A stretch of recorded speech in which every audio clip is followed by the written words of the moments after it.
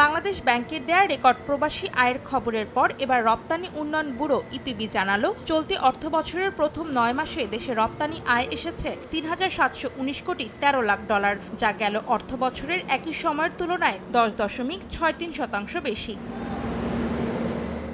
খাতভিত্তিক পরিসংখ্যানে দেখা যাচ্ছে, এ সময়ে দেশের প্রধান রপ্তানি খাত তৈরি পোশাক শিল্প আয় করেছে ৩,০২৪ কোটি ৬৩ লাখ ডলার, বছর ব্যবধানে বেড়েছে ১০.৮৪%।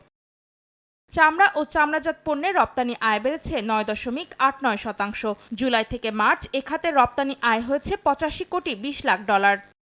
চলতি অর্থবছরে মার্চ পর্যন্ত বাইসাইকেল থেকে রপ্তানি হয়েছে ৮ কোটি ৬৬ লাখ ডলার, যা গেল অর্থবছরের একই সময়ের তুলনায় ৬০.১% বেশি। রপ্তানি আয় বেড়েছে প্লাস্টিক খাতেরও। চলতি অর্থবছরের জুলাই থেকে মার্চ এ খাতের রপ্তানি আয় দাঁড়িয়েছে ২২ কোটি ৬৩ লাখ ডলার।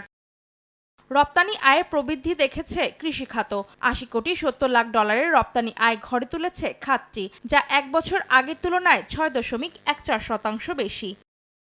রপ্তানি আয়ের এমন প্রবৃদ্ধির হিসেবের মধ্যেই দেখা যাচ্ছে, বিশ্ববাজারে মুখ থুবড়ে পড়েছে বাংলাদেশের পরিবেশ বান্ধব পাট ও পাটজাত পণ্য।